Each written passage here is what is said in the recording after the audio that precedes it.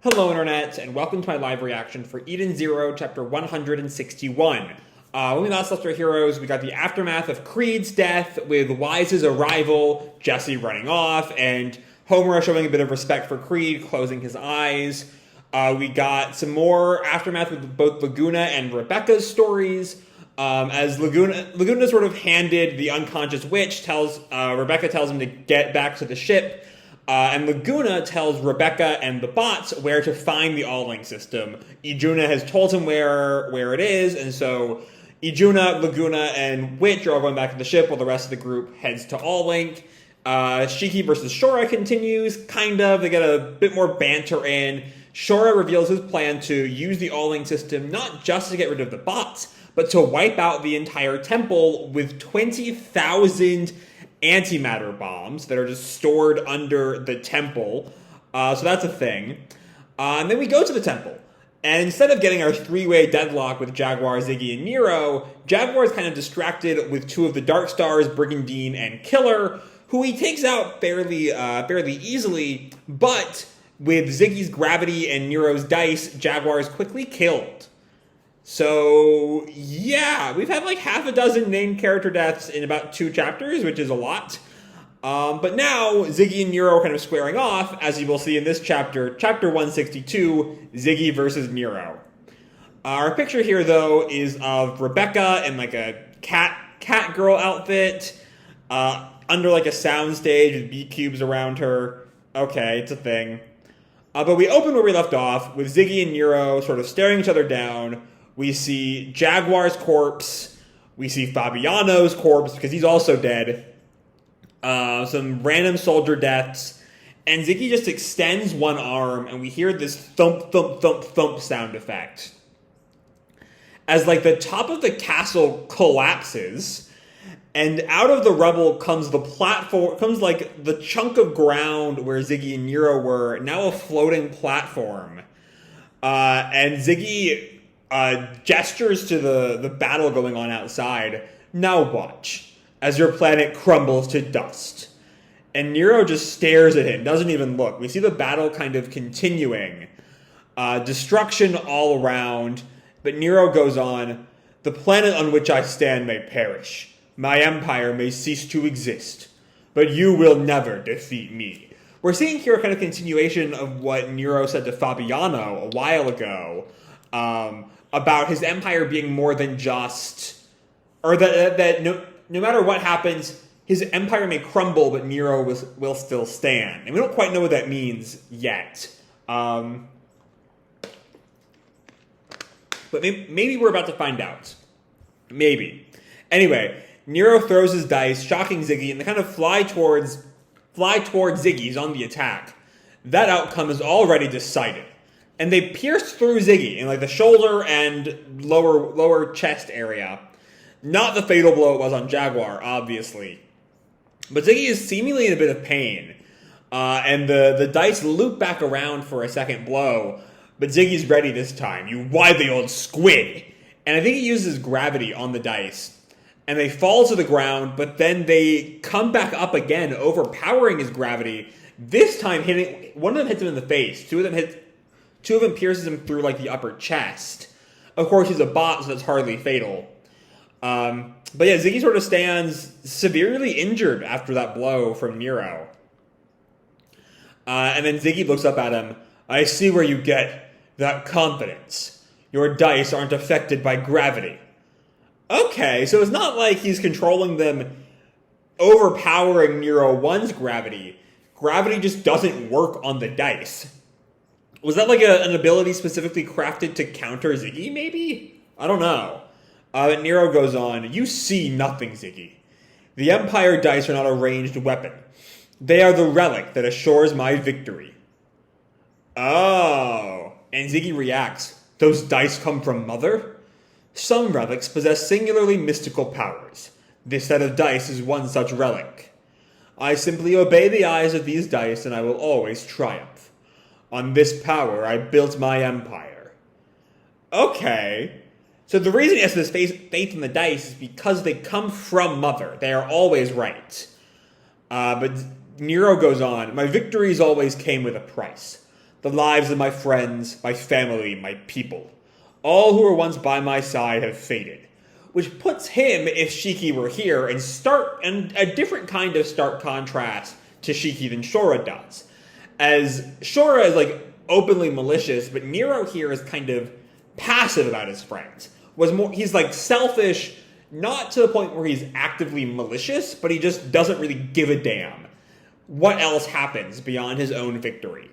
I think I'm explaining that well. Anyway, all who were once by my side have faded. Nevertheless, I have always been victorious. Such is the power of the Empire dice. And he throws the dice again. Ziggy just looks at him. That's stupid. And then he grabs a jet, like a fighter jet, in the air, shocking the pilot. Whoa, what the? My controls, they're not work. And Ziggy slams the ship down to deflect against the dice, probably killing the guy inside. But then Ziggy shoots the missiles from that ship out at Nero, shocking Nero, who I think uses his dice to kind of deflect them, but then Ziggy goes on the attack and strikes Nero in the face. Not the first blood, as Ziggy's already pretty beat up now, but it's Ziggy's first hit of the fight. Nero goes flying, but he collects himself pretty well. Ziggy readies a gravity punch. Nero readies his dice, and the two of them go at each other. A clash of blows. We see both of them take a hit. Some more damage done to Ziggy's face. We see another shot of blood up on Nero's head. And then Nero goes on, the greater the price, the more certain my victory. And we see he's writing his ether gear. On this day I will lose my empire. That is the price I must pay. To kill you. And then, is that overdrive? The way his ether lines have detached from his body, that looks like it might be overdrive. Now the question still remains though. On this day I will lose my empire, that is the price I must pay. What is Nero's goal? Is it just killing Ziggy? Or does he have a goal is it like he's weighed stopping Ziggy and losing the empire and has decided that stopping Ziggy is more important? Or does he have some grander plan here? I don't know. Anyway, Ziggy turns around to see him. When did you get behind me? You were hiding your ether gear's power? And then we come back to 66, as Shora is still taunting Shiki. Those old fossils are just having a grand old time with their fuddy-duddy duel. Gah-ha-ha-ha. They have no idea that I'm going to use 20,000 bombs to blow them away, planet and all. If Nero trusted Shora a little less, I think he'd see that coming.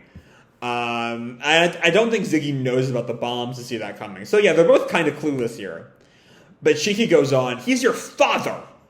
But Shora stops him, no, he's a monster. Like, rumor is he has a lucky charm, he says, promises him absolute victory. And Shiki goes on, but don't a bunch of people live on that planet? Yeah, so? What is wrong with you? How can you treat life so lightly? It is light. Aside from mine, anyway. No, it's not. Every life carries weight. I'm reminded of the scene way back at the beginning of the arc, where Shiki looked out on the battle and saw all the explosions, acknowledging that every explosion was the sign of a life lost. And that's, I think, a moment that's very much in play in this scene. But then Shora just uses his gravity to undo all of the metal plates around the room, in the floorboards and shit. And goes on, listen to you and your pretty ideals, Shiki.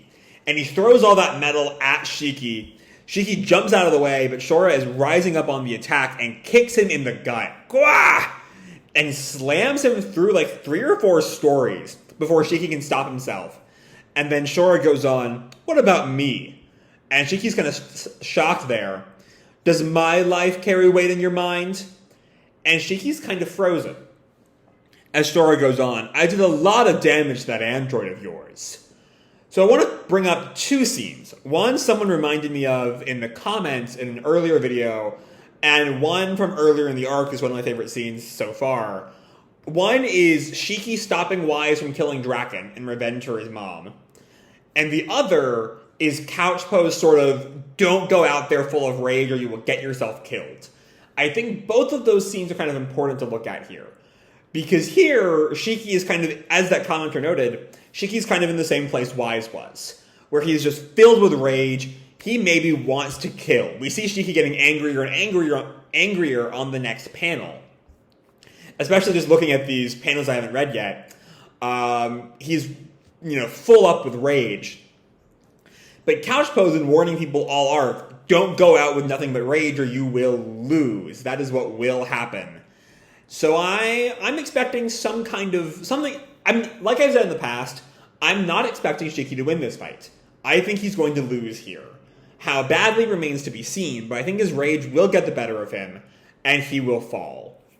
Anyway, Shora at this point is laughing. It was fun, too. She reacted just like a real human. But at the time, I'd love to make her my pet and take her out for walkies. We're going back to that shit again. I thought that was done once Ijuna lost her ether connection to him. But that's just not going to happen. The All-Link system will activate any minute now, and all the bots in Aoi are going to die. And Shiki is just full-on rage mode. And he jumps straight into overdrive. White hair, the black arms, full ready to go, like the cloak and everything. And Shora reacts, is that overdrive? And Shora has to block a punch from Shiki here, but he has not lost that grin. I think we're about to see Shora's overdrive. Shiki's kind of shocked at Shora's deflection. Well, that's a surprise. I didn't know you could do that too. Yeah, here it is. But if that's how it's gonna be, now it's just a boring old fight to the death. And we see Shora's overdrive, which, interestingly, is very Nero. He's still got the, V tattoo on his chest, but his hair is just like Nero's beard. And maybe Nero's hair, too. Let me see if Nero... Yeah, Nero does have hair up top, too. But he takes that from his father, which is interesting. Because we know that Nero and Shora aren't biologically related, obviously. But, normally, what we've seen from, Homura and Homer is kind of the big example, but just knowledge that we have of Ether Gear is that Ether Gear comes from your mentor, who in Shora's place would probably still be Ziggy. He'd have an overdrive that sort of ties in with Ziggy, I think. Especially since he does not have Nero's Empire Dice Ether Gear. But somehow, his overdrive is still very, very, very Nero. But either way, now it's just a boring old fight to the death. And Shora gets ready for the attack. Don't underestimate my gravity, Shiki. And Shiki just kind of is frozen. And then coughs up something and keels over, bleeding from the mouth. Ah! And Shora has crushed something. And that's where the chapter ends. That does not feel like the end of a chapter there. This previous page feels like a chapter-ending moment. But I think Shora's Ether Gear might have crushed Shiki's innards. I mean, again, I don't see Shiki winning this fight. Without Ether Gear, Shora was, barely stronger. Now they're both in Ether Gear, so Shora is still going to be stronger, to the point that he can just crush Shiki from a distance. Again, I think that Shiki's rage is going to get the better of him. I think... if Shiki just loses right now, that's not really his rage getting the better of him. I think he's going to recover a little bit, they're going to clash a bit more, and then Shiki's rage is going to make him extend himself too far and he'll lose somehow. That's my bet. I still think Shora will only be beaten by the entire crew of Edens working together. That's still my big theory. Similar to Raidmaster's Doryu fight or Fairy Tail's Hades fight. But yeah, that's this chapter. So, looking back on it, it's nice to just have a chapter where no named character dies. It's been a while. It's been a few weeks since we've had that. It's a nice feeling. Just once. Not quite everybody lives, because there's still that guy in the jet who is certainly dead now. But this is still, all in all, a really interesting chapter. We see more of Nero's thought processes, that he sees... My reading of it in the end is that he he doesn't want to lose the Empire, much like he didn't particularly want to lose his friends and family. But he sees the loss of the Empire as the necessary sacrifice to take down Ziggy. That Ziggy has to kind of die here, or else it's horrible for all organic life. But that doesn't mean he wants to lose the Empire. I think that sort of explains everything we've kind of seen with Nero, is that he's weighed his options and he's just accepted what the dice tell him, and that is that he has to give up the Empire to stop Ziggy. But yeah, we get a glimpse of Nero's overdrive. Don't know what to say about it yet. It's just sort of there. We don't know what kind of power-up it's given him, beyond just, he doesn't even look that different. I think his outfit is like more streamlined. I think is really the only difference. He has that robe earlier, and now he's in what looks more like a naval uniform. It's not a bad look, I will say. But it is a different outfit, and we do know that Overdrive does give people new outfits, as we see with Shiki's cloak by chapter's end, and what we saw during the Draken fight too. But yeah, then we have Shiki Shora, speaking of, which is largely just, at first, Shiki being a little bit outmatched, especially once Nero starts to turn those screws in him, making him feel for the loss or making him angrier and angrier about what happened to Witch, in a way that will certainly overextend Shiki. At first, though, all it does is make him go overdrive, which might have given him a leg up if Shora didn't pull off the exact same trick. Like, I suppose it's possible we'll get, like, Overdrive 2 or something to allow Shiki to win, but I really do think that Shiki will lose here, and then it'll be everyone working together in their respective Overdrive forms they've been getting all arc, that will allow them to overtake Shora. But for now, Shiki is kind of losing. I don't know how he's going to get out of this by himself. I mean, I think it has to be, Homer and Wise could show up, given they don't really have a mission right now, beyond Homer and Morning Creed. But yeah, Shiki's kind of fucked right now. I don't know how he wins this right now. I think he's gonna. I think he's gonna lose unless someone comes in. It could be Wise. It's sort of an echo of that Shiki Wise Draken scene way back when. But yeah, I don't know. A good chapter, great continuation of these two fights. We see Shora's overdrive form is just really cool, I will say. And I can't wait to see how all of this continues to shape up. So yeah, I'm going to leave this video off here. Hope you all enjoyed the chapter and the video itself. If you did, feel free to drop me a like or subscribe, do whatever makes you happy, And remember, your life is your own, okay? Bye!